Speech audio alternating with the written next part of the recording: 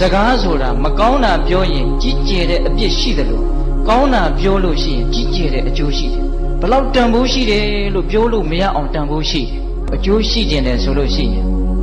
စကားပြောတဲ့နေရာမှာပုဂ္ဂိုလ်ကိုကြည့်ပြောပါအချိန်အခါကိုကြည့်ပြောပါမာနတွေဒေါသတွေနဲ့မပြောပါနဲ့ဟုတ်လားပြီးတော့စကားတွေမများပါနဲ့စကားများလို့ရှိရင်အပြစ်၅မျိုးရှိတယ်တဲ့ဗျာနံပါတ်1ပြောရင်နဲ့အပူတွေအလူတွေပါသွားရောအဲ့ဒါလိမ်လေတဲ့စကားမှုသာဝါဒကံထိုက်တတ်တယ်ပြောရင်နဲ့ကိုပြောနေတဲ့လူနဲ့ကိုနဲ့ကိုမင်းနဲ့ငါနဲ့ကပူပြီးတော့ရင်းနှီးတယ်ဆိုတာကိုသိသိချင်းတော့ဖိုးလူရဲ့အပြစ်ကိုပြောရင်းနဲ့ဂုံစကားတွေလည်းပါသွားတတ်တယ်ဟုတ်လားပြောရင်နဲ့စိတ်လိုက်မှဖြစ်ပြီးတော့ကြမ်းထမ်းနေလည်းထွက်သွားတတ်တယ်ဖရုဒဝါစာနော်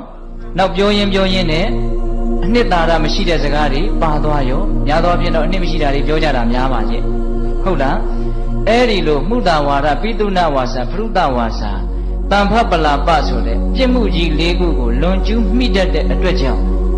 တန်တရားမှာမကောင်းတဲ့ဘဝတွေကိုရတတ်တယ်တဲ့အပြစ်၅မျိုးအဲ့ဒီလိုဆိုရင်တပည့်တော်တို့စကားမပြောဘဲနဲ့ရင်ကုန်နှုတ်ပိတ်စိတ်ပဲနေလိုက်တော့မယ်ဘုရားလို့အဲ့ဒါလိုလည်းမလုပ်နဲ့ဟင်ဒီကမာကြီးတွေစကားကမပြောဘဲနေလို့လည်းမဖြစ်ဘူးနော်မဖြစ်ဘူးတခါလေတချို့ဦးစင်းကိုလာပြောတာတောင်တွေ့ဘူးတယ်ဒီနေ့တော့စကားမပြောတော့ဘူးဟုတ်လားကောင်းတဲ့လောက်ကောင်းတယ်မကောင်းတဲ့လောက်မကောင်းဘူးတချို့ကဒေါသနဲ့မပြောတာစိတ်ကောက်ပြီးတော့မပြောတာစိတ်တိုင်းမကြလို့မပြောတာမပြောခြင်းလို့မပြောတာမတူမတန်ဘူးထင်လို့မပြောတာမပြောတာတွေကမပြောတာလေးတက်တက်နဲ့ချီးကျူးလို့မရသေးဘူးဘာပြုလို့မပြောတာလဲဆိုတာကလိုသေးတယ်ဟုတ်ရဲ့လားအေးစကားကမပြောဘဲနေလို့လည်းမဖြစ်ဘူး